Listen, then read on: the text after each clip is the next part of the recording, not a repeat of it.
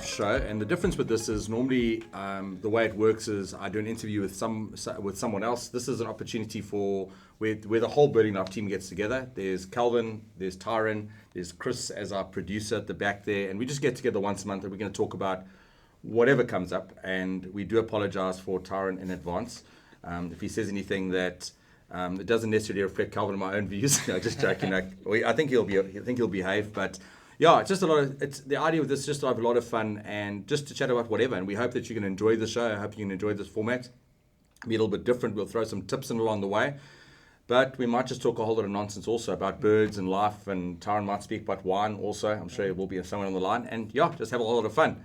So just to get started, I know Calvin's been doing a lot of the stuff on YouTube. Tyron's been doing some great blog stuff, and the behind the scenes, the website, you've been driving that like crazy. So I think before we get started with the other stuff we're going to discuss, maybe just a 1 minute overview of who you are, and just maybe why you got involved with the Birding Life. So Calvin, start with you. Cool. Okay, thanks, Adam. Yeah. So I think what I'll start with what attracted me to the Birding Life and then a little bit more about myself. But I think what I picked up on very early on, certainly during lockdown, and I think a lot of these things were started during lockdown, these similar type platforms and people really embracing social media and taking whatever their interest is and putting it on social media and sharing it with others who like what they do. I picked up on your podcast that you started. I was really interested in it. As I said to you, I think early on, you were talking about things and you were interviewing the people that I would certainly want to hear about for myself. And if it's a half an hour, 45 minutes, or an hour podcast, doesn't that just tie in so nicely to our day-to-day life in terms of driving around and listening about not only local birding things, international birding things, reviews, everything that goes into this passion and this hobby of ours that we like. So I was naturally drawn into that. I think we had been birding a couple of times before as well, so we obviously knew each other a little bit. And then through this journey, we've got to know each other a lot better. Just a bit more about myself. So I'm a small business owner. I've got my own recruitment company.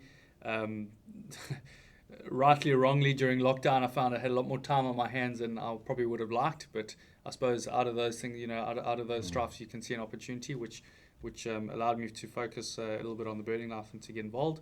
And like you mentioned earlier, my big interest and my big sort of driving factor and the value that I thought I could add to this was getting the YouTube channel off the ground and just creating some sort of visual and video content. Have zero experience with it, never ever done it in my life, but keen to jump in the deep end, and I've already learned so much. So yeah, that's I think me in terms of my involvement. I think the crazy thing is a lot of people think when they listen to the Birding Life that there was this whole like master plan that was put together. And the reality is we're figuring a lot of this out as we go along. We just want to share our journey with people and just have a lot of fun. I think it's quite crazy. The podcast was just, like you said, just happened in lockdown. Lockdown made us do it. Yeah. And it's been a lot of fun. It's been quite fun. So, Tyron, over to you. This could get scary. Yeah. No, I think it's nice to be a part of something, and do birding with friends.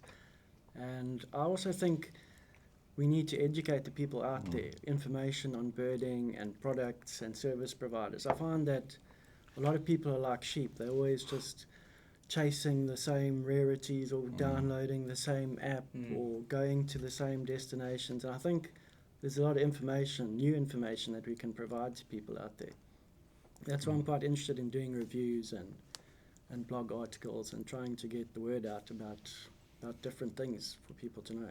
And what do you do for a job? I mean, just so people don't think you're a drug dealer or anything. Yeah. No, I'm a software developer, so I'm naturally drawn to the IT side of things and the website and social media. Yeah, I think what's been really exciting for me, and we've had a lot of discussions behind the scene as to how this must look and as to what this brand should look like. And I think what I'm really excited about is I've been birding for about 4-5 years, not as long as other people. So I'm experienced enough that I'm a little bit further ahead in the journey than other people. but I'm also new enough as a birder that I know the struggles that new birders have, and I think that's something which I'm excited about. Is not just helping people that might know a lot about birding, because I think there's a lot of people helping those people out there, but helping people that are maybe new into this, helping them to, like you said, put resource into their hands. What bird book to get, what pair of bins should you get, what app should you put on your phone. I think it's trying to just put the resource and just be hopefully be a service to the birding community. I think off the back of that, and we've spoken about this, loosely, but the birding world itself can be a little bit intimidating, especially for newer birders, as you said, because anyone just has to flick onto Facebook and see all the amazing birds, and they'll name it, they'll tell you where it lives, they'll give you the scientific name and things like that. So someone who just likes a picture of a pretty bird, that can be quite intimidating to ask for assistance in terms of an ID or where to go birding, or is this safe, or what. And I mean, we've all been there, because we've all started out as new birders, but like what binoculars to get are your first ones, what camera to get for bird photography. I want to take photos like Richard Flax. How do I take photos like him? How do I edit? And I'm sure as we go along and do these sort of roundtables or the Birding Life show and other plans that we have in terms of YouTube and podcasts, that we can just try and unlock a lot of that to new birders, because you get all types in any hobby that you like. There's those that like to share information, there's those that don't like to share information. So hopefully we can open it up a bit more. And I think the frustration, not to like undermine any of the website or anything, the frustration we had when we started was, and I think we all had this frustration, I'm sure that a lot of people listening would have the same frustration. It's like, you want to go to a place, like for example, this morning I went to Thurlow. And you go Google Thurlow and you go check what's at Thurlow, and most of the sites, unfortunately, just let's be honest, are actually out of date. You go on the Thurlow, and I mean, they're talking about birds that were seen when Moses came out the ark. I think they were literally just came. I know, like they're really that old. The location about you sometimes rock up at the place, and the information about the place sometimes is even closed. And I think one thing we've tried to do is to put information that is up to date, that is relevant, that is fresh, that is up to date, that is honest. I think that's something we try to also do, is not just to put stuff out there just to try and please a sponsor or please a crowd, but to actually, if people read the stuff, that it's going to be honest. It's going to be an honest assessment of what their place is like. Well, that's just the GoPro dying off there. What I was also going to say is that I think what you've been very good at, Adam, is democratizing this platform as well. When I say that, I mean, it's not only us four that are involved in this in contributing information. If we know of a decent birder that's in an area and they've been to Thurlow or a location that we know is quite popular, we ask them to write a review or to give us feedback on it, so that it's for birders by birders, and I think that's also the large appeal of it, so that it's not only just our opinions. It's average birders, good birders, new birders that contribute towards this. Right, and just a question. I don't know if you also want to just jump into this, Tyron. Why, if we go onto Facebook, let's be honest. There's, I don't know how many birding pages, birding groups. There's, you can go onto the internet. There's hundreds of birding websites. Why do you guys feel that there's the need for another platform out there? Why do you think the Birding Life is relevant at a time like this? What is your thoughts around that? Well, I think we're also more easygoing. We're not part of a big organization or a club. I think there's too much political correctness in these organizations, and people are scared to say what they actually think. And I think with us, it's more relaxed. We give our views, we don't hold back, and we also look into new avenues of things that people aren't exploring. Well, I think just by the response, the response that we've received from the birding public has proven that there was clearly people didn't know that they wanted this kind of thing, and the response certainly from the podcast and the website and Instagram and all the social media that ties into the Birding Life, the response has been fantastic. So I think, as Tyron said, there's nothing else like this that I can compare us to in any sphere, which has been great so far. And it's amazing, when I started this up now, and I hope this is not going to give anyone else an idea, but let me just say it anyway. It actually amazed me that in South Africa, which has the diversity of birds that there are, the amazing birding spots there are, this has been one of the only podcasts that has started and kept on going. It's amazing. I mean, I went online, and before this, a lot of the reason I started this was I was looking for this information the net, and it wasn't there. And I mean, there's the American Birding Association podcast, which is amazing. There was Bill Thompson III did the podcast.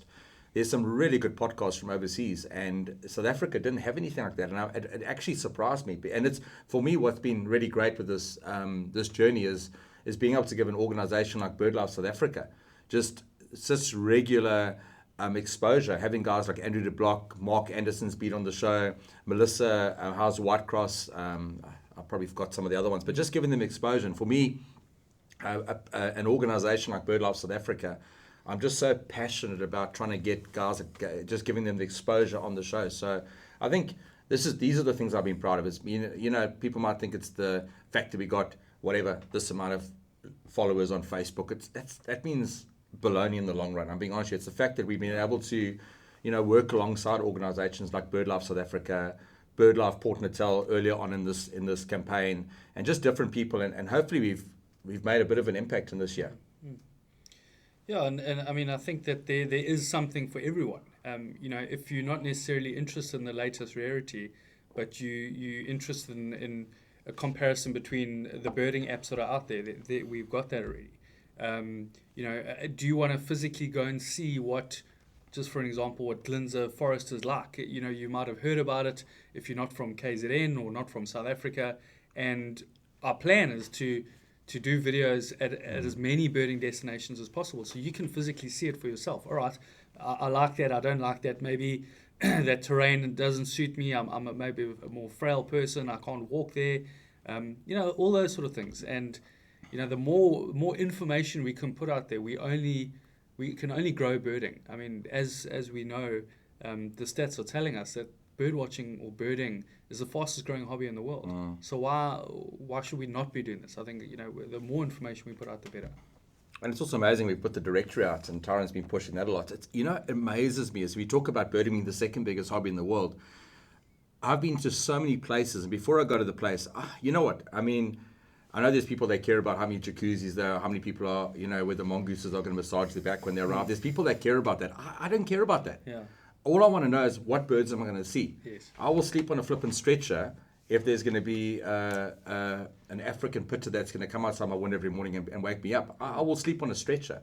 So if anyone's listening, you got stretchers, African pitters, we open for a weekend like that. But and it's amazing that there's this market locally and internationally. I mean, what people might not know is, as our biggest podcast listener base is from the States. And we've got this opportunity, and I'm just going to say it. We've even had times where we give this free opportunity for a birding direction. You have to sometimes beg people to come on board. And I don't think that the South African tourism sector has yet realized the potential that birding has, the AV tourism actually has. I think there's so much potential. Yes, people want to see the big five, but one thing I know about birders that if I hear there's a leopard in Kruger, people don't get in their car and chase after a leopard in Kruger. An Egyptian vulture shows up, then all of a sudden, guys are getting in their cars and they're booking accommodation. They will pay whatever. I mean, I've heard of guys paying 30,000 rand for 1 or 2 nights accommodation to get a bird in another country, and we won't mention names. I was going to say, or missing that bird and paying so much money. But that directory is a fantastic platform. I don't know if we want to maybe just talk a little bit more about it and what or the potential for it. And just how free is the bottom category, Tyron? How free is that category? Is it actually free? Or how free is it?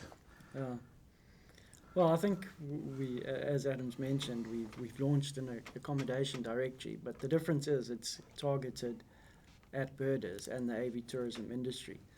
So the accommodation providers tell us what birds are in the area, what resources they provide for birders on their properties, if they have walking trails on their property, if they do guided tours. So it's all the information that we're looking for ourselves when we want to go on a birding holiday. And I think if there are any accommodation venues that do want to encourage birders to come to their place, but they're not sure of the birds that are around themselves. Well, get in touch with us. We'll help you with that. Whether we physically come to your premises and have a look and give you a bird list, or we just assist you with our knowledge that the likely birds that there are to find. We would rather have you on the directory so that birders can find you than to not be one of the names that birders recommend. We're talking about international viewers. I think this is the time to ask this. There's maybe it's something to do with Google or something, but our top country of listeners is the States, which is fine.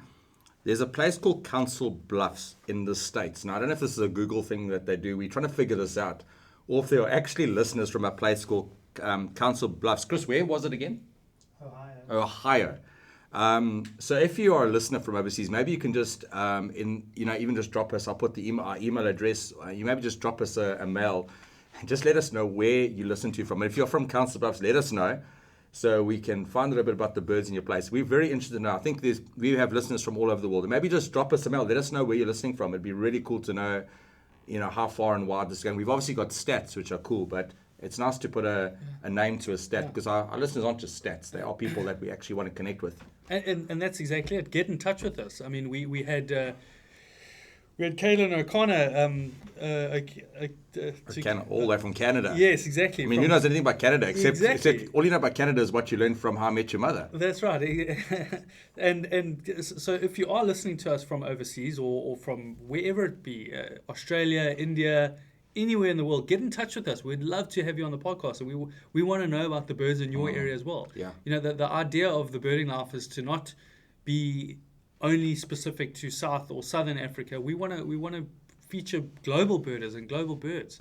It's certainly an interest of all of ours about the birds that are around the world, but it's just because we're starting on our home patch and then we're expanding from there, and that expansion naturally lends itself to making connections worldwide. Well, chatting about rare birds, we want to try it. Each of these episodes, we might try to get Trevor on some of them, but just Calvin, maybe just chat about some of the rare birds we've seen. I know, like at the moment, if you're outside of KZN at the moment is like a hot spot. I mean, I don't know if you got the birds. I went the other day, these awesome presenters of the birding life went there last week, and we did a thing, and it dipped. The weather was the worst weather ever in the history of birding.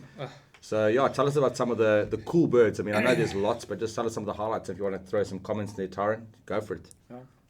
Well, just for our listeners and our viewers, actually, the bird that Adam is mentioning now, there was a greater sand plover seen by almost every bird about in Durban except us when we went to go and look for it. There was a howling northeasterly wind, and this was seen at the Mgani mouth, the estuary there.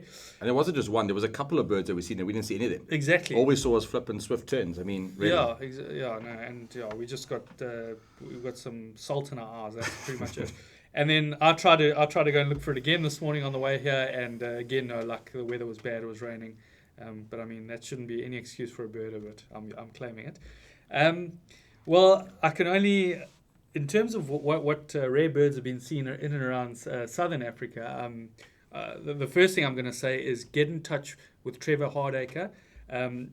His email address, we'll put it in the links below in the description of this YouTube video and the podcast.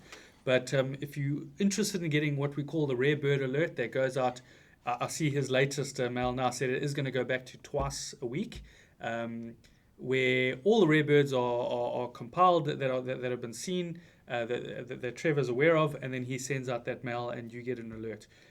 So some of the most notable ones, I'll just sort of breeze over the most notable from each province. In the Western Cape, a long-toed lapwing is still hanging around. It seems in and around Rietvlei. How many kilometers? That's out of quite far a range.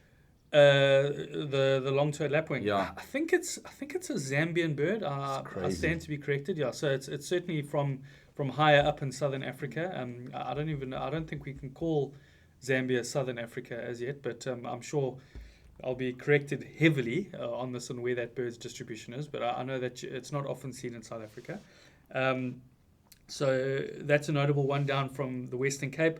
Off KZN, I know that Adam Riley of Rock Jumper Birding, they went on a pelagic earlier this week and got Barrow's petrel, which is a fantastic bird. It's actually a target bird for me on my next pelagic. That's seen around about this time of the year, early summer, off the waters of KwaZulu-Natal. Generally about 20 to 30 k's out to sea on the pelagic trips I've seen. I mentioned earlier the greater sand plover. It seems like European honey buzzards are coming back to KZN now as well. You got one yesterday, Tyron. There we go. Days ago, yeah. They're migrating back down from up north. Just scrolling down my list here. In Mpumalanga, it looks like there's been a swallowtail bee-eater seen. There's still African skimmers in and around the Kruger area there, Local Bridge near Balule, it seems. Northwest, there's been a ruddy turnstone seen at the edge of a dam. And then going down to Namibia, there's a swamp boo-boo that's been seen at Swakopmund Retirement Village. Sure. Still quite a few yellow-throated leaf loves hanging around the Capri Houseboat Safari Lodge. And those are the most notable ones that I've picked up on. I know that talking about KZN, the St. Lucia estuary has been cranking lately with, I mean, what's been seen there? Gullbill tern, Sure, it's insane. Sooty terns popping up there. I'm sure it's just a matter of time until one of the lesser frigate birds arrives there as well. Yeah. They seem to be quite regular every year. It was quite cool. We also got, last week we went in a little try to get the grey-headed kingfisher, and we totally failed. Drove up and down, tried to look at every single person who's seen the bird, try to find their pin, and saw nothing. Yeah. And there was just was looking at the guy's name, a farmer called Ashton Musgrave. They got a white-browed robin chat on their farm, and it's, you know, what's really encouraging. I know there's a lot of people that aren't in the environmental side, that a lot of them are like against farming and that, but it's really, you know, this, you know, he met us by the gate, took us to this bird. I mean, it was quite a trip from the gate to where he was, and this whole area where the bird was seen.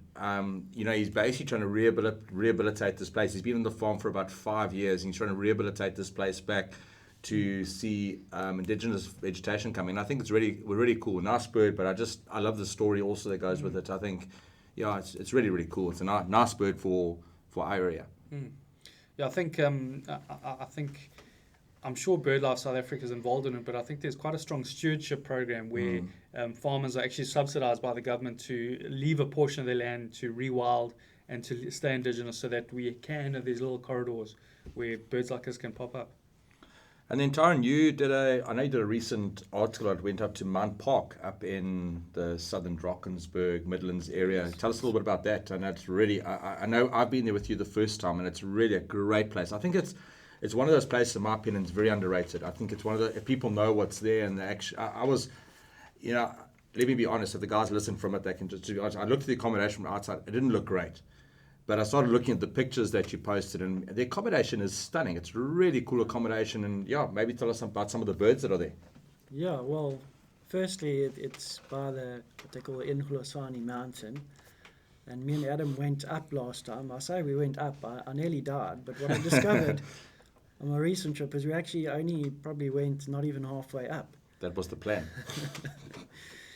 Because me and Blessing went this time. We went all the way to the summit, and I nearly died. And it became quite technical a climb as well in the upper elevation. So we eventually reached the top, which was quite an achievement. But the day before we arrived, the day we arrived on the Friday, we actually saw bearded vulture, which it's quite easterly distribution from, because normally it's only seen, you know, along the Lesotho KZN border. So that was quite exciting. I even checked on Sabab, and it is the most easterly record on Sabab. Sure. So it was, I mean, tied with another one, a different penthead, but it was quite interesting. I spoke to the owners, and they said yes, they have seen it there before, but it's quite a rare bird to see. Have they not had bearded vulture pop up at the vulture hide down at Oraby? No, never. No, they're waiting for one. They've had leopard face, and they've had rupels. Yes. They just got palm nut the other day, which was interesting. Okay. And in terms of the accommodation? The accommodation, we stayed in a quite unique accommodation. It was a caravan, but then built around the caravan was a cottage. So my wife and kids stayed in the caravan, and then me and Blessing stayed outside the caravan, but still inside. So it was quite interesting, but very, very nice. And had a private sort of fire pit area surrounded by huge trees, which we're hoping to see wood owls in, but no luck, unfortunately. But yeah, white-starred robin around the forests there, chorister robin. There's chorister robin's like a pigeon there. Yeah. I love chorister robin. It's a cool bird.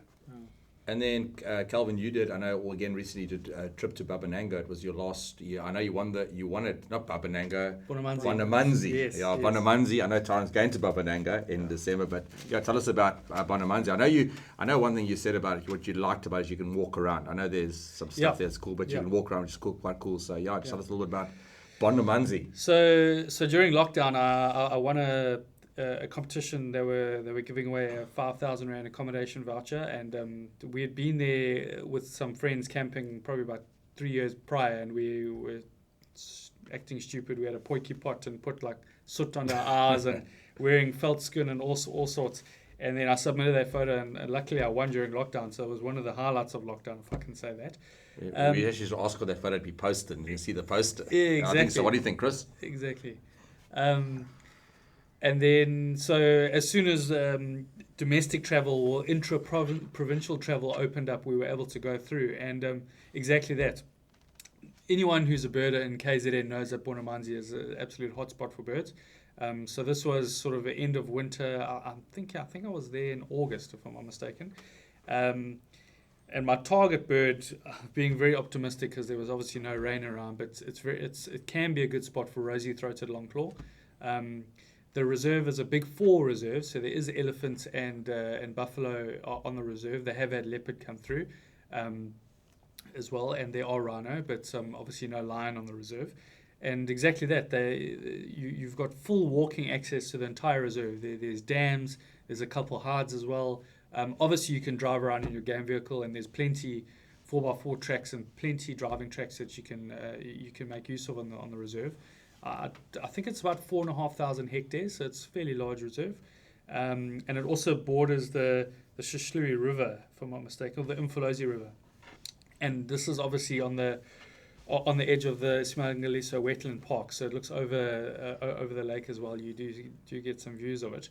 And I mean, the birding, any Zululand birding is fantastic. I got some great shots of pink-throated twin spot. They were all over the place, all over the camps. Just in terms of the accommodation options there's camping, there's lodge accommodation, there's a wedding and a function venue as well. There's a crocodile pen, so if you've got kids and they're not really interested in birds, you can either throw them in the crocodile pen or go and watch them feed them and watch that. Watch the kids being fed to them. Exactly. And I mean, great reserve, highly recommended. And again, I think we'd like them to be on our directory as well, so that other people can. And just on a personal note, I went this morning, did a local trip.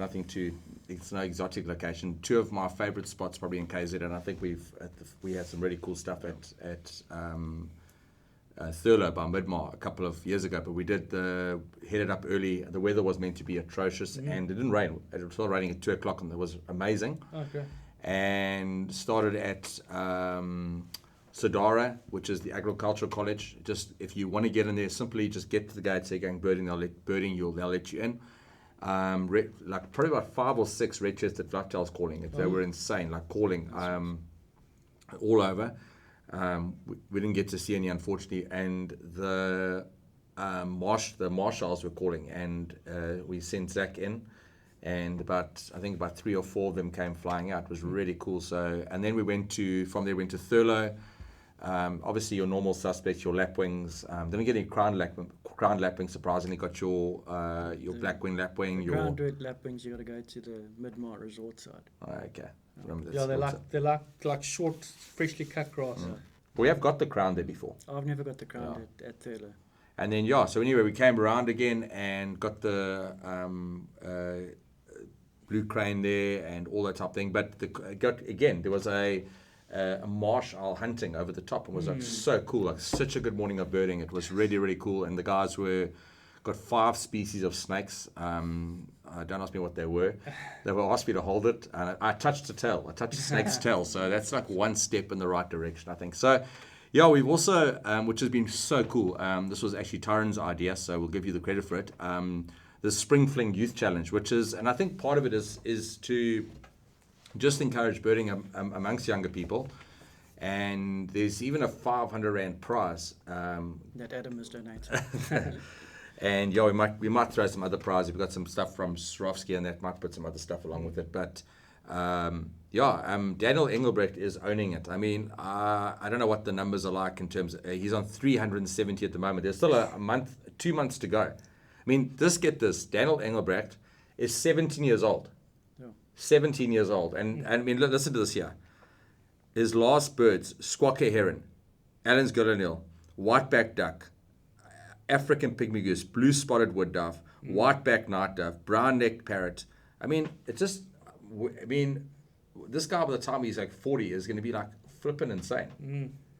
I mean, anyone else, you'll see Jordan Ralph was owning it. Jordan Ralph, a well-known birder, Declan Jordan, one of our local birders. And then our birding life ambassadors, we've got in 6th place, Zach Simpson on 246, doing really well. I know he hasn't done a lot of trips in that. And then Tristan Nordia is another one of our ambassadors on 232. And then a little bit further down is... Go right to the bottom to find Chris. Jean-Ray Verster is on 156. And then Chris is... my finger's still going. Oh, 118. That's okay. Yeah, not too bad, Chris. Not too bad for a beginner. Yeah, I don't know if there's been. We just check Zach's records. I think a little bit of dodginess between Zach and Tristan there, but the birds they saw, I think like correlating to get some birds. No, they're really doing a cool job, and yeah. So, yeah. Any guess? Let's put a number out there. Any guess on where we think that Daniel can Daniel break the 400 mark? I mean, it's. I think he'll get to 500, to be honest. 500. Yeah. Big birding day is also coming up before the end of the competition. I'm not sure if he does. Depends. The thing is, he might have exhausted his area though. But he's in a good area. He's in Limpopo. Yeah. So. But what I'm saying is that he might have hit all his good species in that area. So now he's got to travel out. Now he's just got to speak to his father and well, say, exactly, I want a holiday. So he needs transport. This location to Zululand and to Cape Town. But I think it's interesting. I wonder. I mean, we obviously don't know everyone that's taking part in the Spring Fling Challenge, but it would be really interesting to find out from these youth guys. And I know, Chris, you've got some plans to chat to some of the younger birders. But has this encouraged them to go birding? Has this discouraged them in terms of seeing someone that goes who's obviously a fantastic birder, and take nothing away from him? But is that discouraging in any way to see someone much further ahead of you, and you lower down on the list here? Obviously. The whole point of Bird Lasser and any of these challenges is just to get you birding and for citizen science, because every sighting and logging that you make is contributing towards a database, and it helps make environmental decisions based on where birds are in their distributions. But I mean, if it gets any of these birders out a little bit more than they would normally be, then it's already achieved its goal, hasn't it? I do think, I was thinking about this today, because honestly, when it comes to, I know you don't really take part, you'll be in trouble if you did take part in a big birding day, but all honesty is that our team is not going to win big birding day. But what's been interesting is that every year there's been an improvement. Yeah. And I think what's nice for the guys that take part is that when they take part in the challenge, it's a good opportunity to actually, they might not win it. They might never win it. But I think sometimes I've heard that thing, your biggest competition is not the person you're competing against, it's the person in the mirror. Yeah. And sometimes it's actually an opportunity to grow yourself, to see how you're doing as a birder. But I think, one thing I think has been so cool, and I think just to give a shout out, so we don't know everyone on the list. I'm sure there's been other stories, and I think there actually is another one. I mean, Declan, I know Henny takes them all over, and it's really cool. And I know also with Tristan Nordia, Steph Nordia's father, I mean, they've just, as a family, they've embraced this. And I think, if there's anything that's cool about this, is it hasn't just been Tristan going out. His whole family has got behind this, and I know his mom wants Tristan to win it, and I think that's cool. I think this is what it's about. That's exciting. It's a family doing this together, and it's the father's obviously Tristan seeing the birds, but the father's making sure he gets to locations to see birds, and these guys are taking it seriously, and they're doing, but again, having a lot of fun at the same time. Yeah. And then, just another thing. I just was thinking now, lockdown year, 3 months, we like flipping were like almost prisoners in our own houses. And then you get old Trevor Hardaker. Sure. I mean, this guy, like literally in the Cape, breaks the Western Cape, the 150 record for the amount of birds seen. I mean, I think he's on like something 360 odd at the moment, something like that. Some number like that. I think the most surprising thing for me in this whole challenge that he's been doing is that he twitched a dark Cat Bullbill the other day. So, I mean, for those that don't know, the dark Cat Bullbill is one of the most common species in the whole of South Africa, yet it's clearly seldom found in the Western Cape, and I didn't even know that. I mean, I know that you get Cape Bullbill down there, which is it looks very similar. It's just got a white eye-ring, and then African red-eyed Bullbill, but I'm not sure if that comes into Western Cape. I know it's more of a sort of drier species, Northern Cape bird. But yeah, I'm surprised that that number is so low for Western Cape, that the record. And there was a pied wagtail, which is like, Yeah. I mean, I know it's cool. It's just like we see a pied wagtail, we literally just sneeze and a pied wagtail shows up outside the door. Exactly, yeah. But I mean, I'm just trying to think, where's Trevor going to end this year? This is insane. I mean, and one thing about Trevor, and if anyone listens, Trevor's one of those guys that makes sure that what he's seen is seen. He's not one of these. He's not a. He ain't no stringer. Absolutely. And I mean, I'm just trying to think. I mean, you know, I don't know. Like again, it's the same thing with Daniel. How many more birds can he see? And I think, you know, possibly, I don't know, 20 more birds. Can he get 20 more birds in the Western Cape? It's not as species rich as anywhere else in the country. Well, I hope for the OCD people out there, he at least gets to 400 or a round number. You know, that I think that if he gets to like 398 or something like that would be quite frustrating, I'm sure. So I do hope that he breaks that record well over 400.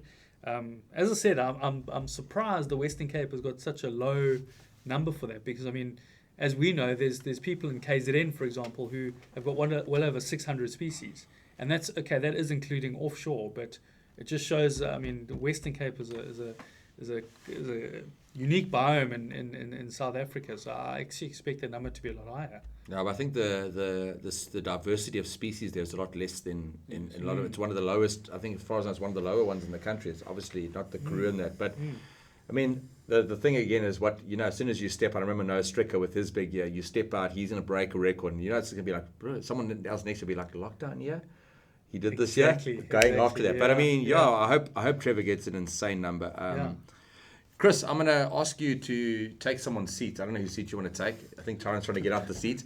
And tell us about this is your youth birding podcast, which is launching. You'll give us a bit of a feel of where it's going to start and tell us about it. So this is Chris. He's been behind the scenes, so we just wanted to make sure that the ladies weren't going too crazy. I thought I was keeping behind the camera. So so that's launching. I think tell us a little bit about it. All right, so it actually became like a discussion that we had about starting a youth podcast, and I think it's more like a thing of what are young birders thinking about in the birding world? What are we experiencing, and what do we want to experience in the birding world? So that's what the focus is actually going to be about the podcast. It's going to be a video podcast as well as an audio podcast. And it's the first podcast is going to go up on the 17th of October. Awesome. So I hope you guys get excited for it. And I really just want to encourage all the younger birders to have a listen to it. But not only listen to it, to share it with their peers who might not be birding yet, because this is how we are actually going to grow the conservation, is if we let more people know about birding, and not only let them know about it, but also hear the awesome stories about it. So yeah. And I think you got your first guest lineup. I think we can reveal who is the first guest. So the first guest is Daniel Engelbrecht. Awesome. So the number one Spring Fling guy, we're going to interview him and see what makes him tick, and how many birds he's strung, and how many he's just added onto the list when he had a couple of. He's young still. He's in too Tyron. many pars. Yeah, too many pars. Yes, too many pars. Yes, he's the par man. He's the par man. Yeah. Yeah. Well, Chris, we're looking forward to it. We are super pumped for it, and maybe just if there's any sponsors out there want to put some towards that podcast, I really think it's going to get a great reach and an opportunity to get your name out there. And Chris, we are super pumped for it. So. And again, I'm sure, just to put the word out there, if there's anyone listening internationally that wants to talk about youth birding in their area, in their country, what's going on in your area, get in touch with Chris, and you know, how amazing would that be to speak to people from all over the world, you know? Yeah, I mean, it's not just gonna be a local birding thing. I want to hear what a person in Peru thinks about birding, and what a person in Australia thinks about birding, because what I think about birding might not necessarily be what they think about it in South America or Australia. So, Good. Awesome, and we're looking forward to it. Yeah, sure, Chris. So, Okay, bring Tyron back in for the last. Okay, so last question. I mean, it's been cool having a chat. Last question I want to ask us, and this is just on a totally unrelated note to any of what you're saying. What is your biggest nemesis bird? What is the bird that everybody says exists, but you honestly know it does not exist? Everybody else has strung it. Which is that nemesis bird? I know for Chris, it's an Indian. It's a common miner. Oh yeah, you saw it today. Yeah, Chris has been looking hard for a common miner or a bulbul. You go down Trevor, show you a bulbul. Is it Finfoot? Finfoot. Yeah, sorry, Chris. I'll let Tyron go because this one makes my blood. Hardy dog. The green barbet. Green Seriously? barbet. Can I tell you a funny story about the green barbet? We go there. We go to the forest. Everything's there. All should be seen. Myself and Zach have seen it. Tyron has not seen it. Tyron and Chris was also there, weren't you there, Chris? They have not seen it. Guess who sees it? Myself and Zach. Oh. The two who did not see it, they didn't see it. So, yeah, sorry, Tyron. I think I've been there 3 or 4 times, and all I've done is broken my neck and not seen it. The question is, does it exist? Well, until I see it, it doesn't. I think just for the benefit of the listeners and the viewers as well, is that the green barbet is such an interesting bird because it's literally isolated in one forest in the whole of South Africa. And that forest is Ngoi Forest, which is Ezemvelo KZN Wildlife. So it's a government managed forest, and it's so isolated. As I said, it's only found in that forest in the whole of South Africa. The only other place in the world, I stand to be corrected, it's found is in some forests in East Africa, Kenya, Tanzania area. So it really is a special bird in South Africa. And I must say, I think the first time I tried for it, I missed. The second time I missed, I got it on the third attempt and I had to use a guide. So I know it's not an easy bird to see. Don't feel too bad. Yeah, exactly. Cool, I'll jump into mine. The bird that does not exist is the African broadbill. I don't know who named it or saw it or where people keep fabricating all these pictures from, but that bird does not exist. And it's so much so it doesn't exist that it was seen and photographed beautifully about a week ago as a crow flies, probably about 10 kilometers from my house in Belito. So that is my absolute nemesis bird. It's also an absolutely iconic bird in South Africa. It's the only member of its family we get here in South Africa. It's just evaded me so many times. And it's, the problem with these kinds of birds is that frustratingly, or as bad as it sounds, that you'll get newer birders that'll come back and say, oh yeah, I got it. At Kumasinga Hard at Nkuzi, it's easy. Or, the people have seen this thing so often and it's just so frustrating having not seen it yet. I think someone's actually photoshopped a flycatcher or something. Well, I think so too. Yeah. And then mine is, I know it was sitting on in a building the other day, it's a buff-spotted flufftail. Yes, I've looked for those things. I'm sure people put speakers into the bush and they just I think these are actually put there just to make us buy bird books because they need enough pages to paint. And I honestly, so if anyone's out there and you want to help us, one of us find it to prove that they do exist, just drop us an email. We would accept any help we can get. Yeah, absolutely. Tyron will pay you with lots of wine. Yeah. Okay. Yeah, but it's been good. This is the first of our Birding Life show. It's a monthly show. And like you heard, we're going to talk about whatever. We'll talk about some other stuff in future shows. And we might have some guests sometime, but it's just going to be a lot of fun. So it's been good having a chat, guys. Thanks for being a part of this. And we will chat next time. Cool. All the best.